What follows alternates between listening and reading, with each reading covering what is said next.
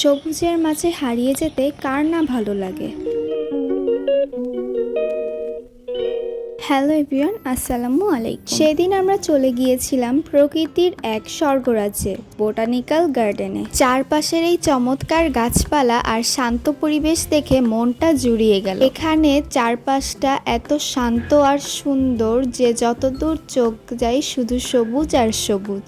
এই কৃত্রিম লেকটা আমার সবচেয়ে বেশি ভালো লেগেছে। আমাদের এই ভিডিওটি যদি আপনাদের কাছে ভালো লেগে থাকে তাহলে প্লিজ আমাদের চ্যানেলটিকে সাবস্ক্রাইব করে আমাদের পাশেই থাকবেন। আর যারা আগে থেকেই করেছেন তাদেরকে অসংখ্য ধন্যবাদ। তো আমরা ঘুরে ঘুরে লেকটা দেখছিলাম। আর বোটানিক্যাল গার্ডেনে কে কে গিয়েছেন কমেন্টে কিন্তু জানাবেন। এই যে দেখুন একটা ভেমরুলের চাক, এটা কিন্তু আমি প্রথমবারই দেখেছি। আর এখানে একটা কাঁঠাল গাছ আছে। এই কাঁঠাল গাছটার উপর থেকে নিচ পর্যন্ত কত কাঁঠাল ধরেছে দেখুন। আর এখানে একটা কাঠবিড়ালি গাছে উঠছে। আমার তো এই কাঠবিড়ালিটাকে অনেক কিউট লেগেছে। বোটানিক্যাল গার্ডেনের আর একটা সুন্দর দিক হচ্ছে এর বিশাল রাস্তাগুলো, দুপাশে সারিবদ্ধ বড় বড় গাছ আর তার মাঝখান দিয়ে হেঁটে যাওয়া। আমার তো এটা খুবই ভালো লেগেছে। কিন্তু আমরা যেদিন গার্ডেনে যাই সেদিন অনেক গরম ছিল, সে কারণে কোনো ছবি তুলতে ভালো লাগছিল না। যতদূর চোখ যায় শুধু সুন্দর সুন্দর হেঁটে যাওয়ার পথ। বোটানিক্যাল গার্ডেনে গিয়ে কিন্তু অনেক হাঁটতে হয়। আমি বেশি হাঁটতে পারি না বলে অল্প একটু হেঁটেই আমি টায়ার্ড হয়ে গিয়েছিলাম। তাও কষ্ট করে হেঁটে পুরো গার্ডেনটা ঘুরে দেখার চেষ্টা করেছিলাম। এত বড় গার্ডেন একদিনে হেঁটে শেষ করা সম্ভব নয়। সবুজ গাছের মাঝখান দিয়ে হাঁটতে হাঁটতে এখন আমরা যাচ্ছি গার্ডেনের অন্যতম সুন্দর একটা জায়গায়, শাপলা পুকুরে। আর এখানে দাঁড়িয়ে অনেকেই ছবি তুলছিল। পুকুরের দিকে যাওয়ার পথেই চোখে পড়ল লতানো গাছ দিয়ে ঘেরা এই চমৎকার সবুজ টানেলটি। এই যে আমরা এখন হাঁটতে হাঁটতে চলে যাচ্ছি সেই পুকুরের দিকে। আর ফুল না থাকলে শাপলা পুকুর আর পদ্ম পুকুর চিনতে কে কে কনফিউশনে পড়ে যান কমেন্টে জানাতে পারেন। আমার কিন্তু এটা অনেক হয়।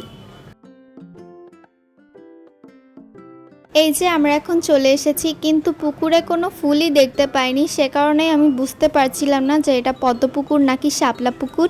তারপর দুই একটা ফুল দেখে চিনতে পারলাম যে এটা শাপলা পুকুর।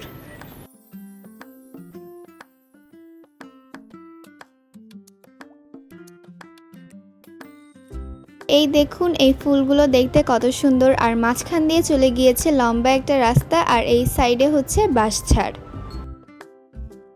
কার কার এই বাঁশঝাড় দেখলে ভূতের ভয় লাগে সেটা কিন্তু আমাদের কমেন্টে জানাতে পারেন। আমার কিন্তু এই বাঁশঝাড় দেখলে ভূতের ভয় অনেক লাগে।